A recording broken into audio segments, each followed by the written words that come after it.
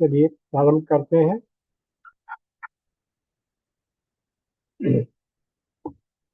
सकल सुमंगलदायक रघुनायक गुणगान सादर सुनहि ते तरहि भव सिंधु बिना जल जान।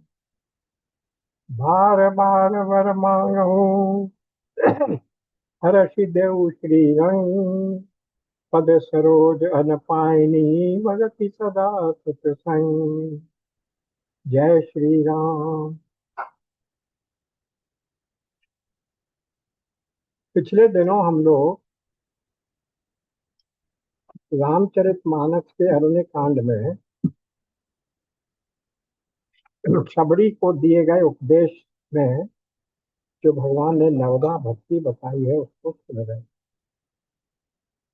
अब उसी रामचरितमानस में एक बहुत ही महत्वपूर्ण चरित्र है भाई भरत का। भरत का चरित्र इतना महत्वपूर्ण है रामचरितमानस में, इतना उदार और उदात्त है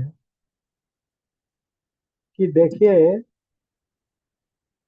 भरद्वाज जी क्या कहते हैं जब भरत जी जा रहे हैं राम जी को वापस लाने के लिए, चित्रकूट की ओर जा रहे हैं। रास्ते में प्रयागराज में भरद्वाज जी के आश्रम में मिल जाते हैं। तो भरद्वाज जी क्या कह रहे हैं वहां कि मेरी भक्ति का फल तो राम जी के दर्शन हुए, लेकिन राम जी की भक्ति का फल भरत का दर्शन। फल का फल नहीं होता है, तो राम जी के दर्शन तो स्वयं ही फल थे, पर भरत जी का दर्शन कितना महान है, कितना महत्वपूर्ण है, कितना भक्तिमय है। भरद्वाज जी कह रहे हैं उसके फल का फल है भरत का दर्शन। राम के दर्शन के फल का फल है राम भरत का दर्शन। ऐसा चरित्र है उनका। तो इस चरित्र को ही हम लोग देखेंगे। उसमें काफी अयोध्या कांड से की पूरी कथा लगभग आ जाती है। तो बहुत ही भक्ति से, सहृदयता से और भातृ भक्ति से भरा हुआ प्रकरण है। तो वहीं प्रारंभ करते हैं। निकालिए पेज 249, सॉरी 241। अरे पानी भर गए इसमें।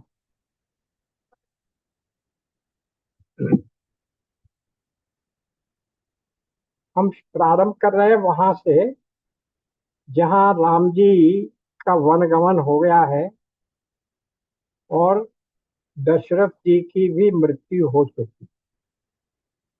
उसके बाद भरत और शत्रुघ्न जो ननिहाल में गए हुए थे, वे जब वापस आते हैं उस समय का प्रकरण, वहां से प्रकरण शुरू हो रहा है जिस पर हम लोग आज बातचीत करें, जहां से हम आज इस भरत चरित्र का प्रारंभ करें। तो भरत जी वापस आए। सबसे प्रथम कार्य था कि दशरथ जी के अंतिम कार्य पूरे करने थे। वो सब कार्य पूरे कर दिए गए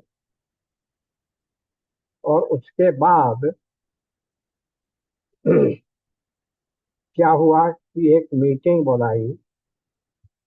किसने मीटिंग बुलाई? वशिष्ठ जी ने।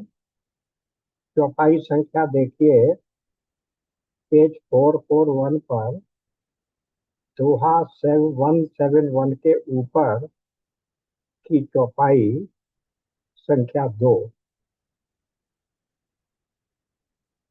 मुनि वशिष्ठ जी ने उन्हें सभी मंत्रियों तथा सब महाजनों को बुलवाया।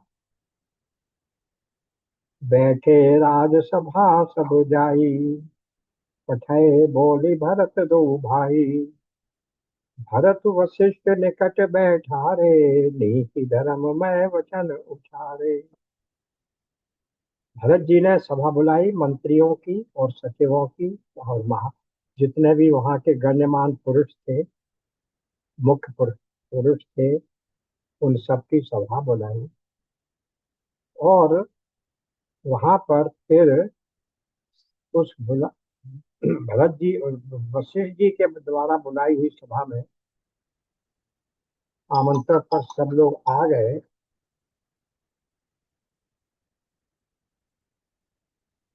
हेलो। हेलो, हाँ। क्लास चल रही है क्या आपकी? हाँ बिल्कुल, अभी अभी शुरू हुई। ठीक है, ठीक है, ठीक। हम्म। तो वहां सबको बुलाया और पठय बोली भरत दो भाई। मुनि ने भरत जी तथा शत्रुघ्न जी दोनों भाइयों को बुलवा भेजा। भरत जी को वशिष्ठ जी ने अपने पास बैठा लिया और नीति तथा धर्म से भरे हुए वचन कहे। प्रथम कथा सब मुनिवर बरनी, केकई कुटिल कीनी जस करनी। मुनि ने जो वो सारा प्रकरण जो दशरथ जी के से केकई ने जो वर मांगे, उसके बाद जो कुछ हुआ, वो सारा प्रकरण मुनि वशिष्ठ जी ने वो सबको बता दे। पूरा विवरण वनगमन तक का पूरा हो। सारी सभा चुपचाप बैठी है। वशिष्ठ जी के बगल में बैठे हुए हैं भरत जी। वहां विद्वानों ने इसको इस दृष्टिकोण से देखा, एक चित्र का सोचिए, वो पिक्चर इमेजिन करिए। सब चुपचाप बैठे हैं, लेकिन भरत जी बड़ी चकित निगाहों से, बड़ी आश्चर्यमयी निगाहों से वशिष्ठ जी की ओर, मंत्रियों की ओर देख रहे हैं, मानो उनसे पूछ रहे हो। कहा कुछ नहीं है, पर उनकी निगाहों में, उनकी दृष्टि में ये प्रश्न है। क्या प्रश्न है? मानो ये पूछना चाहते हो कि इतने बड़े बड़े लोग यहाँ थे, मंत्रीगण थे, सुमंत्र जी थे, वशिष्ठ गुरु मुनि थे, और भी लोग थे,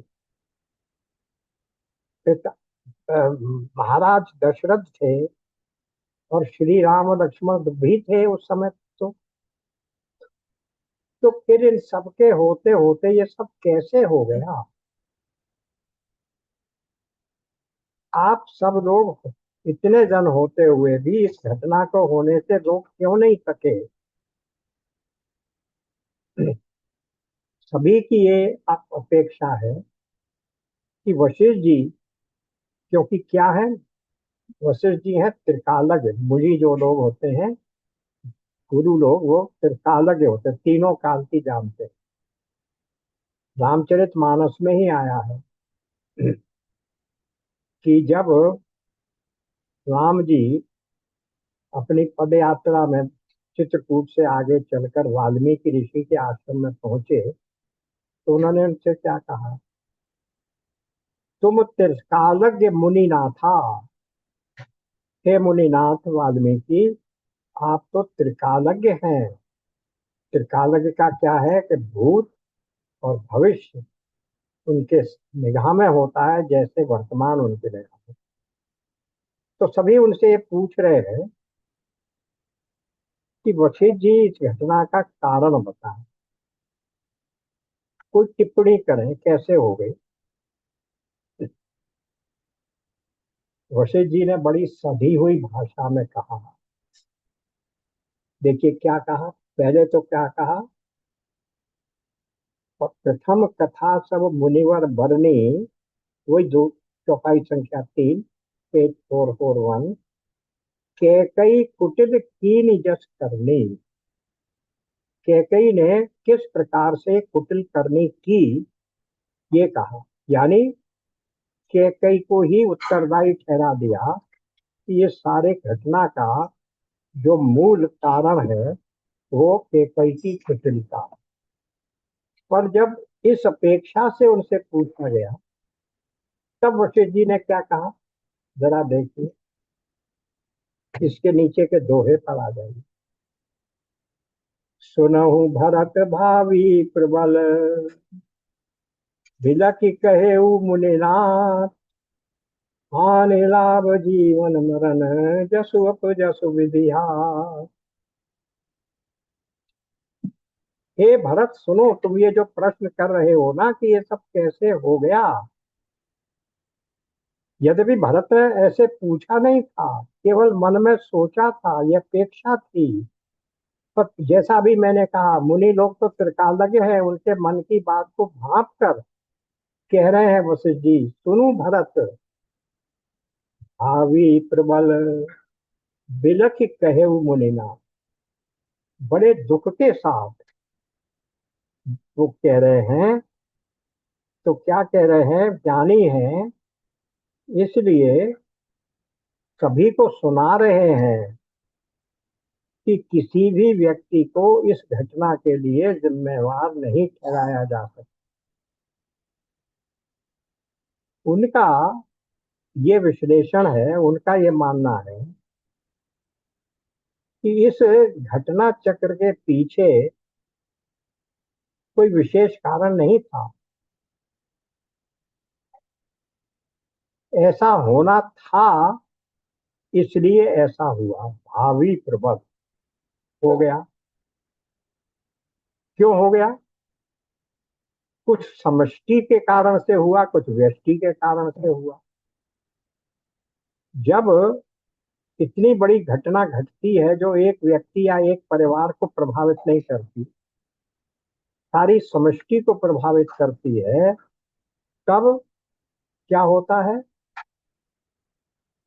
वो भावी का अर्थ ईश्वर की इच्छा, भावी प्रबल। इतने सारे कारण होते हैं, साक्षात कारण, परोक्ष कारण, दूसरे आंतरिक कारण, तो अनेकों कारण हो गए। अब देखिए, केकई की कुटिलता को नहीं देख, हम लोग जब देख लेते हैं कि केकई ने ऐसा किया, आगे देखेंगे निषाद राज भी सारी रात, जब वो गंगा के किनारे भगवान राम और सीता सोए हुए पर लक्ष्मण जी पहरा दे रहे हैं, निषाद राज पहरा दे रहे हैं, सारी रात वो केकई को ही दोष देता रहा है निषाद। और उसी के उत्तर में लक्ष्मण जी को कहना पड़ा था, को न काहू सुख सुख दुख कर दाता, निज कृत कर्म भोग सब भ्राता। किसी एक व्यक्ति को आप दोषी नहीं ठहरा सकते। क्यों नहीं ठहरा सकते? जैसे ही युवराज पद की घोषणा हुई, आपातकालीन बैठक किनकी हुई? देवताओं। इमरजेंसी मीटिंग बनाई गई। कहा कि भाई अगर ये हो गया, राम जी को युवराज पद दे दिया गया, तो राम जी तो यहीं रह सीमित होकर यहीं रह जाएंगे। एक राजा था, उसका नाम राम था। तो ये तो जो राक्षसों से इस पृथ्वी को मुक्त कराने का, पृथ्वी के भार को हरण करने का जो उद्देश्य है, वो तो ही पूरा नहीं होगा। इसलिए कुछ करिए, इस बात के लिए मीटिंग बुलाई गई थी देव सभा में। और प्रस्ताव पारित क्या हुआ कि सरस्वती जी को क्या हुआ, मंथरा की बुद्धि फेरने के लिए भेजा जाए। गोस्वामी जी ने भी आगे लिखा है, गई गई गिरा मति फेर। गिरा यानी सरस्वती जी, क्या किया उन्होंने? वो मंथरा की मति फेर गई। और फिर केवल मंथरा की मति ही नहीं फेरी, वहां ये आया है कि केकई ने स्वयं मंथरा के हाथों, केकई जैसी नारी अपनी दासी की बातों में आ जाएगी, उसके कारण से वो राम जैसे पुत्र के प्रति दो, दो, दोषी द्वेष द्वेष भाव रखने लगेगी। वहां भी गोस्वामी जी ने कहा है कि क्योंकि राम जी ये चाहते थे कि ऐसा हो। तो किसी एक व्यक्ति को दोष नहीं दिया जा सकता है, सब कुछ समष्टि योजना के तहत हो रहा है, इसी में वो भी शामिल कर लीजिए। अब ये तो हुआ, राम वनगमन हो गया, युवराज पद से उन्हें क्या कर दिया गया, विच्छेदित कर दिया गया, हटा दिया गया। लेकिन फिर दशरथ जी की मृत्यु, तो स्वयं वहां आया है कि दशरथ जी को श्रवण कुमार के पिता का दिया हुआ श्राप याद आ गया कि जैसे हम दोनों अपने पुत्र की मृत्यु के उस शोक से संतप्त होकर अपने प्राण दे रहे हैं, तू भी इसी तरह पुत्र के वियोग में अपने प्राण देगा। तो ये सब घटनाएं किसी एक व्यक्ति या एक घटना से संबंधित नहीं हो सकती। कहां से कहां क्या हो रहा है, किस चीज का इम्पैक्ट किस पर पड़ रहा है, कितने काल पहले हुआ, किस किस देश में हुआ, किन परिस्थिति में हुआ, इन सबका जो कंसोलिडेटेड इफेक्ट है वो आकर किसी ऐसी बड़ी घटना पर होता है। इसलिए क्या कह दिया गुरु जी ने, भरत सुन भावी प्रबल। ये तो ईश्वर की इच्छा है, ये ऐसा होना ही था, और ऐसा होने के अनेक कारण है। तुम किन किन कारणों में जाओगे, और उन कारणों को मैं या कोई एक व्यक्ति उन कारणों से मुक्ति भी नहीं दिला सकता। इसलिए ये सब तो होना ही था। तो ये जो सामूहिक जीवन को प्रभावित करने वाली घटनाएं हैं, बहुत बड़े कालखंड को प्रभावित करने वाली घटनाएं हैं, उन सब घटनाओं के पीछे एक व्यक्ति नहीं हो सकता, तमाम परिस्थितियां होती हैं, और उन सबका सामूहिक प्रभाव उस घटना को जन्म देता है। इसको यूं भी कह सकते हैं, हमारी आपकी जिंदगी में जो दुख सुख आते हैं उसको तो हम कहते हैं हमारे प्रारब्ध का परिणाम है। लेकिन सामाजिक जीवन में, देश के जीवन में जब ऐसी परिस्थितियां आती हैं तो वो क्या कहेंगे मुझे, ये समष्टि के प्रारब्ध का परिणाम। तो इस प्रकार से ये कह दिया वशिष्ठ जी ने, मगर कैसे कहा, बिलक की कहे वो मुनिना, बड़े दुखी होकर। वशिष्ठ जी जैसा मुनि, ज्ञानी, विरक्त, दुखी होकर कह रहा है, विलक कर कह रहा है, मानो वो विवश हैं, हेल्पलेस हैं, कुछ कर नहीं पाए। और कौन कह रहे हैं, मुनिनाथ, जो मुनियों में भी प्रथम श्रेणी के हैं, मुनियों में भी सम्माननीय हैं।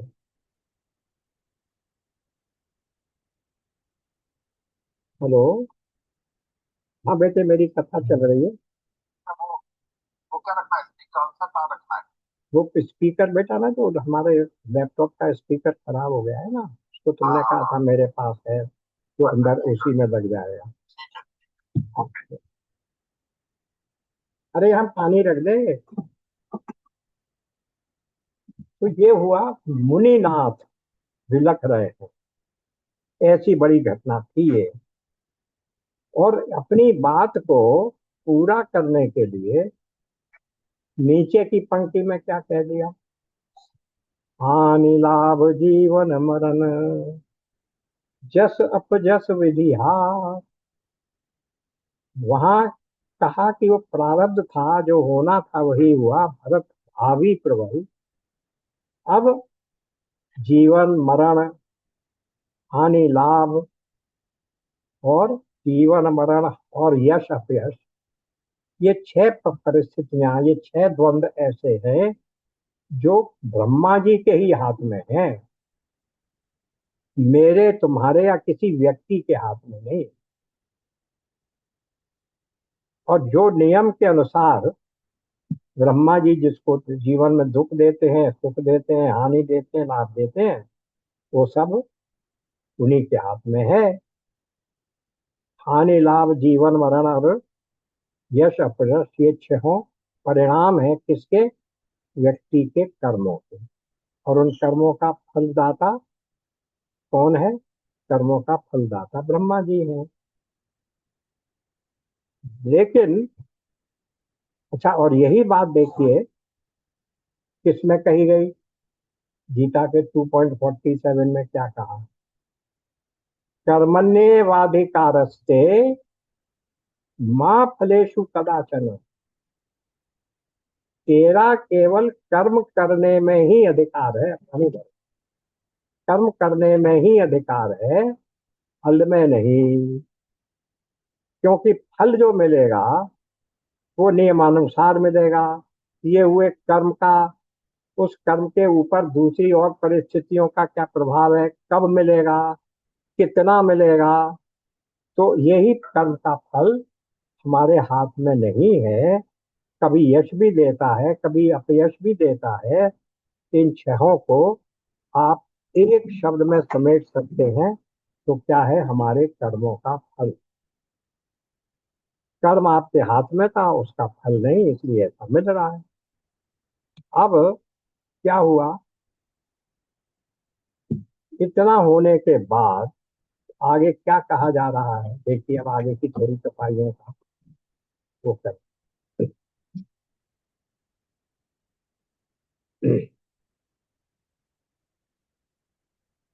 एक तो ये कहा भरत को आगे की सफाइयों में कि देखो तुम दुखी क्यों हो रहे हो?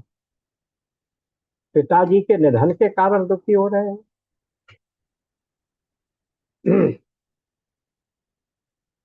सोचिए विप्र, जो वेद विहीना तज निज धर्म विषय लवलीना। दुखी तो उसके लिए होना चाहिए जो यहाँ 10 चीजें गिनाई गई। तो फिर क्यों उसको है? कैसे है तुम्हारे पिता?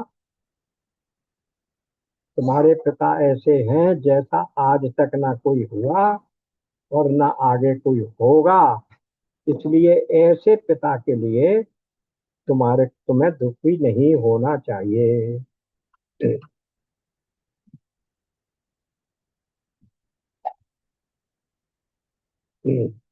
और ना ही किसी पर व्यर्थ का दोष लगाना चाहिए।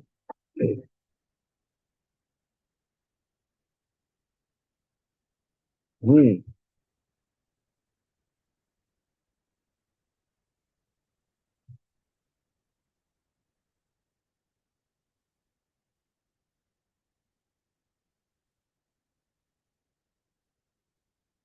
सब प्रकार भूपति बड़भागी, पेज 443।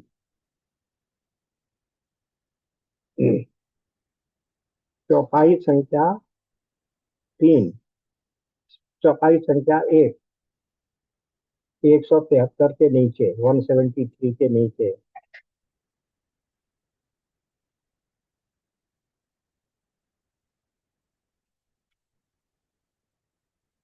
सब प्रकार भूपति बड़भागी, बादि विषाद करहु तेहि लागी।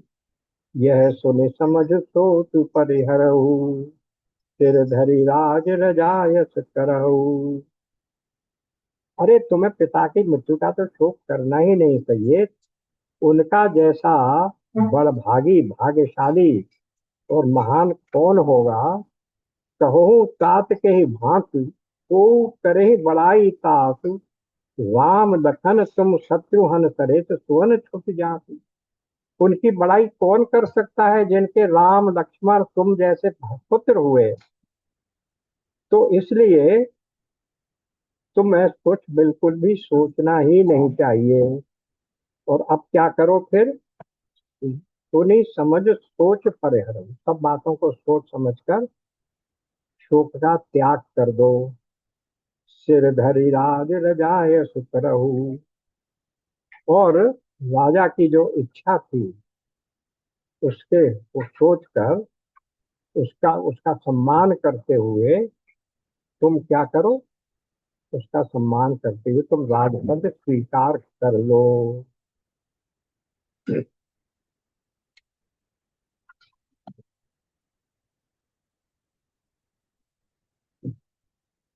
और फिर उसके अपनी उस बात के सपोर्ट में कि भाई तुम्हें राजा की आज्ञा मान लेनी चाहिए,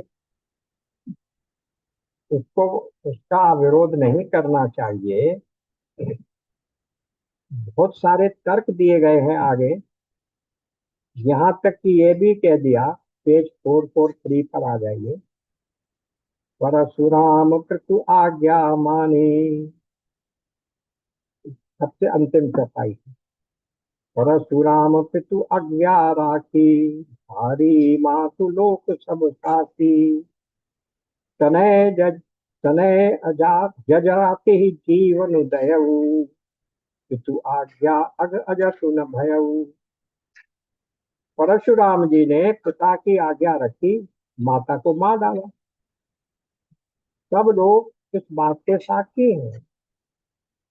राजा ययाति के पुत्र ने अपने पिता को अपनी जवानी दे दी। पिता का आज्ञा पालन करने से उन्हें पाप और अपयश नहीं हुआ। इसलिए तुम्हें भी क्या करना चाहिए?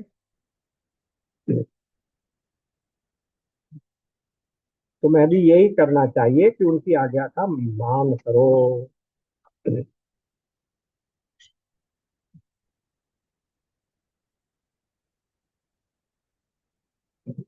नीचे दोहे पर आ जाइए। परम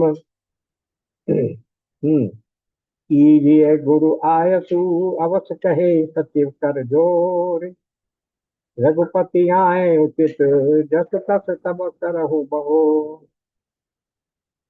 क्या करो? मंत्री लोग कह रहे हैं कि गुरु जी की आज्ञा का पालन अवश्य होना चाहिए, पिता की इच्छा का सम्मान होना ही चाहिए।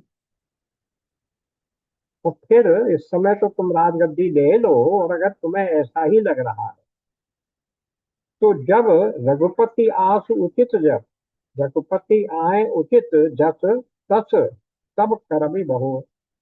जब वो लौटकर वापस आए तब जैसा तुम्हें उचित हो कर लेना।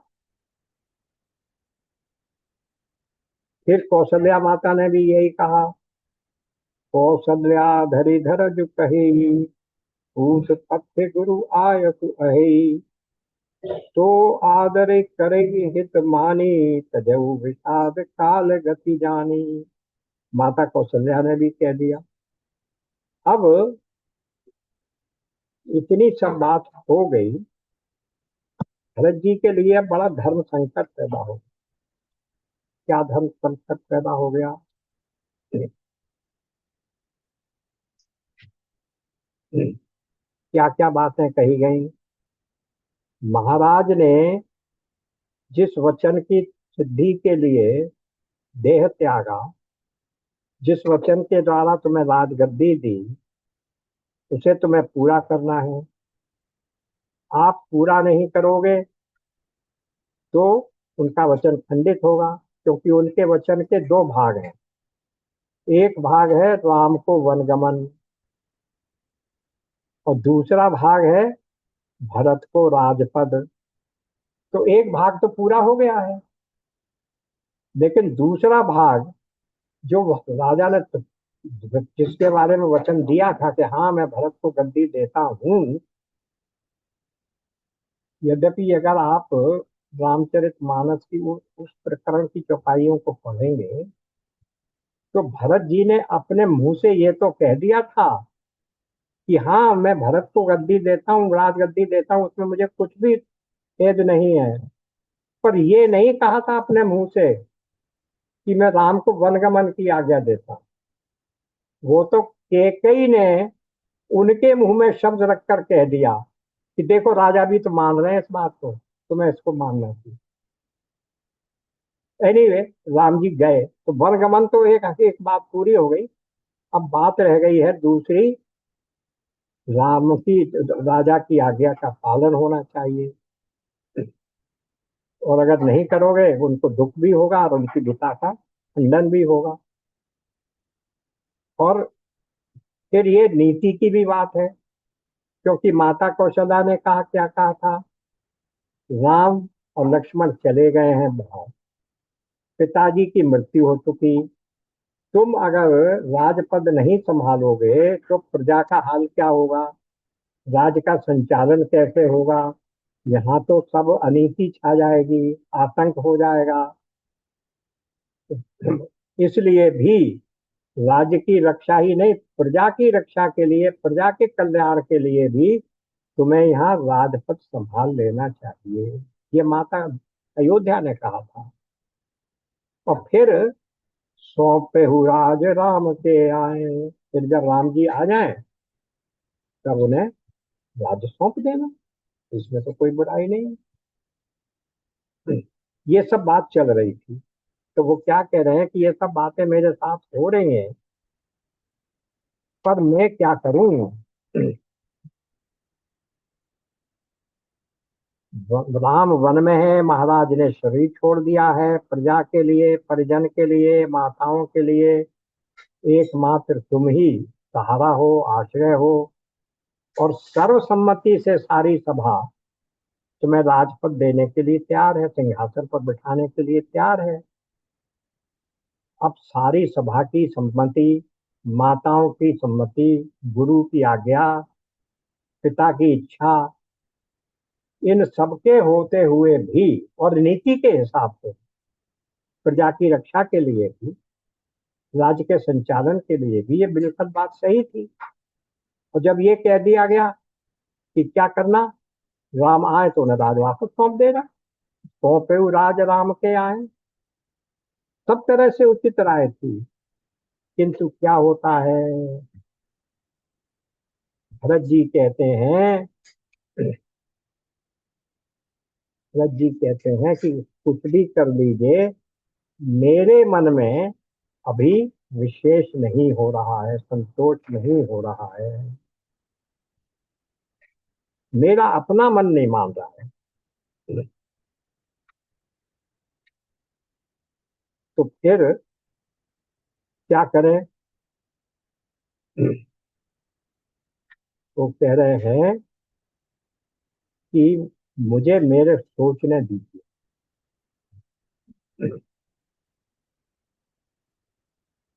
अब आ जाइए चौपाई संख्या 177 पर।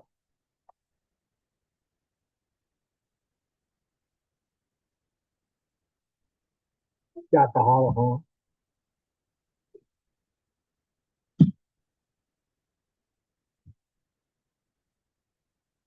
मोहि उपदेश दीन गुरुनी का, 77 की पहली चौपाई।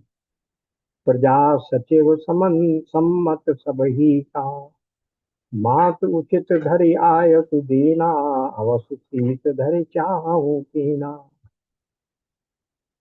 गुरु जी ने मुझे सुंदर उपदेश दिया, फिर प्रजा, मंत्री आदि सभी को यही सम्मति भी यही सम्मति है। माता ने भी उचित समझकर ही आज्ञा दी है, और मैं भी अवश्य उसको सिर चढ़ाकर वैसा ही करना चाहता हूँ। गुरु पितु मातु स्वामी हित बानी, सुनि मन मुदित करहि भली जानी। उचित की अनुचित किए विचारू, धर्म जाए सिर पातक भारू। क्योंकि गुरु पिता माता स्वामी और सुहृद यानी मित्र की वाणी सुनकर प्रसन्न मन से उसे अच्छी समझकर मानना चाहिए। पर तुम बाद में कहने लगो कि मैं उचित अनुचित का विचार करूंगा, तो ऐसा करने से सिर पर पाप का बोझ बढ़ जाता है। ये बात है। तुम तो देहु सरल सिख सोई, जो आचरत मोर भल होई। यद्यपि ये समुझत हूँ नीचे, तदपि होत परितोष न जीके। ये है मुख्य। आप तो मुझे वही सरल शिक्षा दे रहे हैं जिसका आचरण करने में मेरा भला हो। यद्यपि मैं इस बात को भली भांति समझता हूँ, पर क्या करूं, मेरे हृदय को संतोष नहीं होता। अब मुख्य बात यही है,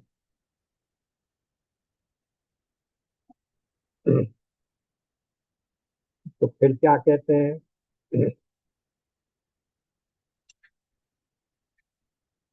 मेरे मन को तो नहीं होता,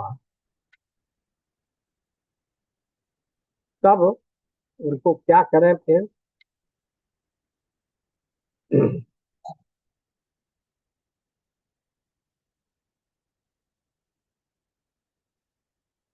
मेरे हित में क्या है, मैं क्या करना चाह रहा हूँ। पितु सिरपुर, दोहा देखिए 177। पितु सुरपुर सिय राम बन, करन कहूँ मोहराज, इहते जानहु मोर हित, के आपन बड़का। पिताजी स्वर्ग में हैं, सीताराम जी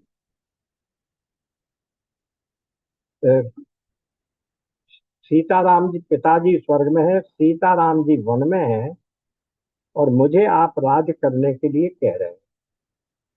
इसमें आप मेरा कल्याण समझते हैं या अपना कोई बड़ा काम करने की आशा रखते हैं? मेरा कल्याण समझते हैं या अपना कोई बड़ा काम होने की आशा रखते हैं? अब वो उत्तर क्या दे रहे हैं? अगर मेरा कल्याण समझ रहे हैं तो मेरा कल्याण क्या है? हित हमार सिय पति सेवकाई, सो हरि लीन मातु पुतलाई। मैं अनुमान दीक मन माही, आन उपाय मोर हित नाही। मेरा कल्याण तो सीतापति श्री राम जी की ही चाकरी में है। सो उसे माता की कुटिलता ने छीन लिया। मैंने अपने मन में अनुमान करके देख लिया है कि दूसरे किसी उपाय से मेरा कल्याण नहीं है।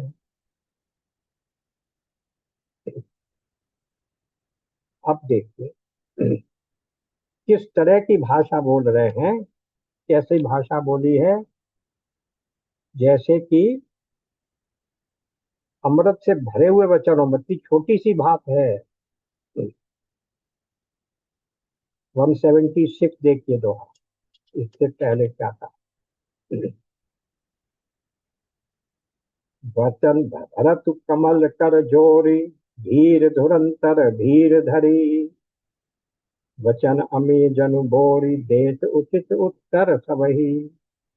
सब लोगों ने जब ये सब कह दिया है, उसके बाद माता की भी बात हो गई, गुरु सबकी बात हो गई, तो क्या कह रहे हैं?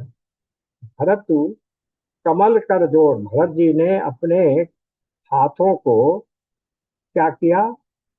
कमल के समान हाथों को जोड़कर, धीरज धरकर, कमल के समान हाथों को जोड़कर, धैर्य की धुरी को धारण करने वाले भरत जी ने अपने वचनों को मानो अमृत में डुबाकर सबको उचित उत्तर दिया। मानो अमृत में डुबाकर, ऐसी वाणी से किसी की अवज्ञा नहीं की, कुछ नहीं कहा, बल्कि ये कहा, देखिए जो ऊपर ही हम पढ़ चुके हैं, कि जो ये न माने और ये कहे मैं सोच समझ कर उत्तर दूंगा, विचार करके उत्तर दूंगा, उसके सिर पर तो पाप चढ़ता है। पर ये मेरे लिए कल्याणकारी नहीं है। आप लोगों की राय,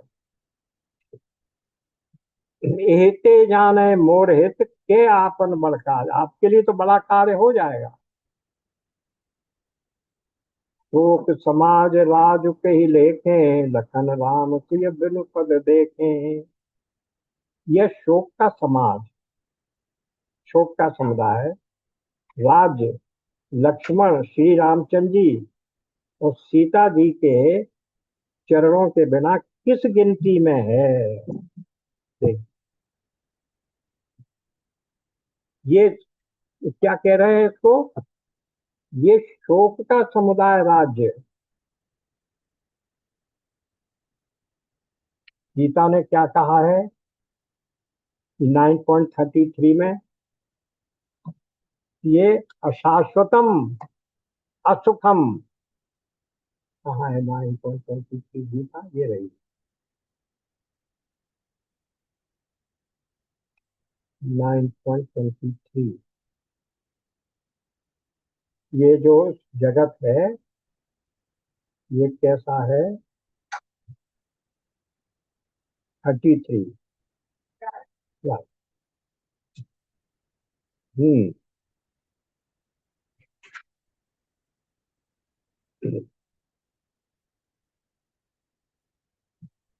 9.33। किम पुनर्ब्रह्मणा पुण्या भट्टा राजर्षय तथा अनित्यम असुखम लोकमिमं प्राप्य भजस्व माम। ये जो सुख रहित और क्षण भंगुर इस मनुष्य शरीर को प्राप्त होकर तू मेरा ही निरंतर भजन कर।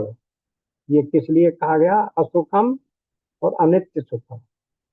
और 8वें अध्याय में उसको क्या कहा गया? दुखालयम अशाश्वतम। ये दुखालय है और अशाश्वत है। तो ऐसा राज्य आप मुझे सौंप रहे हैं, इसका क्या मूल्य है? जैसे कपड़ों के बिना गहनों का बोझ व्यर्थ है, इसी प्रकार से इस राम रहित, सीता रहित, लक्ष्मण रहित राज्य के का मेरी सम्मति में कोई मोल नहीं है।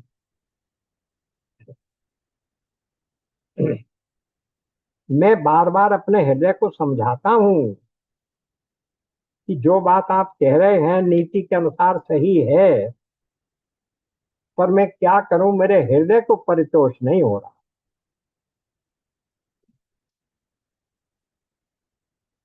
तो फिर क्या करो? अब तुम विनय मोरि सुन लेहू, मोहि अनुहरत सिखावन देहू। क्या कह रहे हैं? 177 में ही नीचे, चौपाई संख्या 4। अब तुम विनय मोरि सुन लेहू, मोहि अनुहरत सिखावन देहू। उतरु देहू क्षम अपराधी, दुख दोष गुण गनहि न साधु। अब आप लोग मेरी विनती सुन लीजिए और मेरी योग्यता के अनुसार मुझे शिक्षा दीजिए। मैं उत्तर दे रहा हूं, ये अपराध क्षमा कीजिए। साधु पुरुष दुखी मनुष्य के दोष गुणों को नहीं गिनते, क्योंकि मैं इतना दुखी हूं इसलिए मैं उत्तर दे रहा हूं, इसलिए मेरे इस दोष को क्षमा किए। तब उन्होंने कह दिया कि मेरा हित इसमें नहीं है। फिर आगे क्या कहते हैं? मोहि अनुहरत सुखावन देही, हित हमार सिय पति सेवकाई। अब इसके आगे क्या हो? अब वो ये कह रहे हैं कि मुझे वहां कहाँ जाना चाहिए? हमें उनको वापस लेने के लिए जाना चाहिए। इससे पहले इन सब बातों के पीछे जाऊं राम पही आय सुदेहू, एक ही आंख मोर हित एहू। मोहि नृप करि भल आपन चहूँ, सो स्नेह जड़ता बस कहूँ।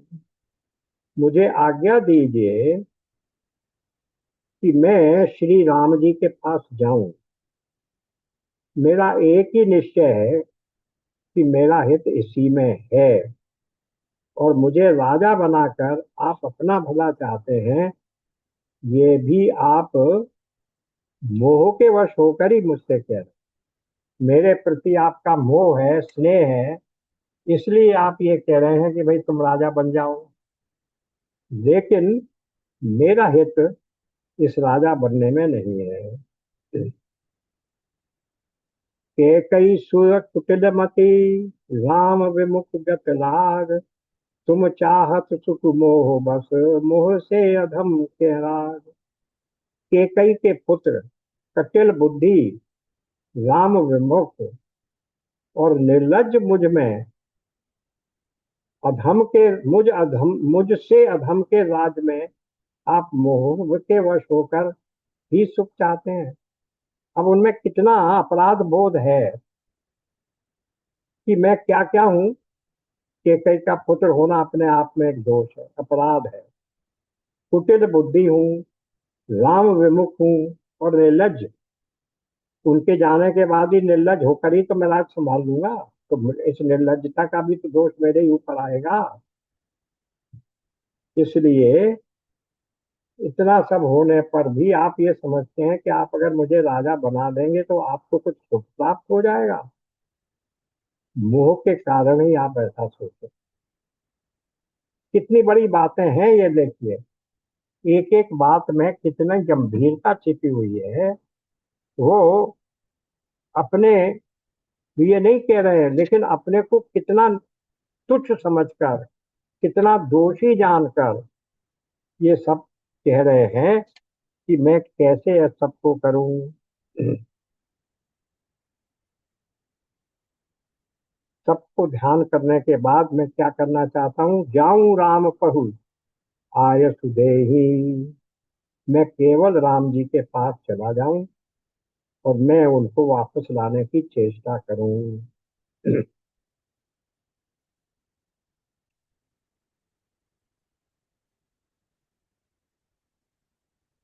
अब उनका जो दुख है यहाँ नीचे की कुछ चौपाइयों में है, उन्हें पढ़ लेते। आगे क्या कह रहे हैं देखिए। ये तो हो गया कैकई सुत। कहूँ साचु सब सुन पतिहाऊ, चाहे धर्मशील नर नाहू। मोहे राज हटि देहु जबहि, रसा रसा चल जाहे ही तबहि। मैं सत्य कहता हूँ, आप सब सुनकर विश्वास करें। धर्मशील को ही राजा होना चाहिए। आप मुझे हट करके जो ही राज देंगे, त्यों ही पृथ्वी पाताल में धस जाएगी। यानी मैं तो इतना महान पापी हूँ, तो मुझे राज दे दिया। तो अभी तक तो होता है कि पृथ्वी कहती है हमारे ऊपर राक्षसों ने पाप कर करके मेरे ऊपर भार बढ़ा दिया है, और मेरे अकेले का भार इतना हो जाएगा कि पृथ्वी तो रसातल को चली जाएगी, पाताल में चली जाएगी, और आप मुझे राज लेना चाह रहे हैं। मोहि समान को आप निवासु, यही लग सिय राम बनवासु। वाय राम कहूँ कानन दीना, विचरत गमन अमरपुर कीना। मेरे समान पापों का घर कौन होगा, जिसके कारण सीता जी श्री राम जी का वनवास हुआ। राजा ने श्री राम जी को वन दिया और उनके बिछोड़ते ही स्वयं स्वर्ग को गमन किया। मैं सठु सब अनरथ कर हेतु, बैठ बात सब सुनहु सचेतु। बिनु रघुबीर बिलोक अबासु, रहे प्राण सही जग उपहासु। और मैं दुष्ट जो सारे अनर्थों का कारण हूँ, होश हवास में बैठा सब बातें सुन रहा हूँ, और श्री रघुनाथ जी से रहित घर को देखकर और जगत का उपहास सहकर भी ये प्राण बने हुए हैं। राम पुनीत विस्मय, लोलुप भूमि भोग के भूखे। कहे लगी कहो हृदय कठिनाई, निधरी पुलिस जह लही बड़ाई। इसका यही कारण है कि ये जो प्राण हैं, श्री राम रूपी पवित्र विषय रस में आसक्त नहीं है, राम जी में आसक्त नहीं है। ये लालची भूमि और भोगों के ही भूखे हैं, तभी तो अभी तक जीवित हैं। मैं अपने हृदय की कठोरता कहाँ तक कहूँ, जिसने वज्र का भी तिरस्कार करके बड़ाई पाई। यानी मेरा हृदय इतना कठोर है कि अगर वज्र से भी आक्रमण किया जाए, इसको चोट पहुंचाने की चेष्टा की जाए, तो इस पर कुछ प्रभाव नहीं पड़ेगा। उनकी देखिए कितनी करुणा है, कितनी व्यथा है, कितना प्रायश्चित है उन मन में, कितना अपराध बोध है।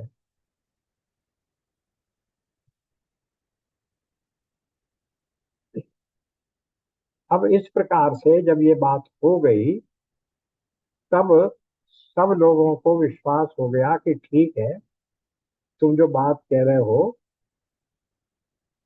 तुम सही कह रहे हो, हम सबको ही, तुम ही नहीं, हम सबको ही वहां जाना चाहिए।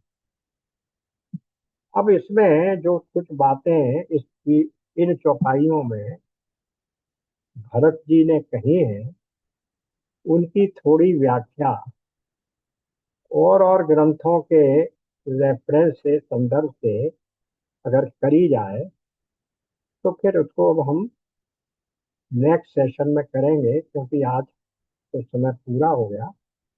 आगे से करेंगे, क्योंकि यहीं से सारा भरत चरित शुरू हो जाता है। भरत चरित की अब देखिए कि अपने आप को कितना पापी, दुष्ट, निर्लज्ज, जबकि उनका कहीं कोई हाथ नहीं है। माता को कुटिल कह रहे हैं, माता को कुमाता कह रहे हैं, और यहां तक ही नहीं, ये कह दिया माता से, जो पहले हो चुका है, कि आज से आप मेरी माता नहीं हैं। और ये नियम उन्होंने जीवन भर निभाया।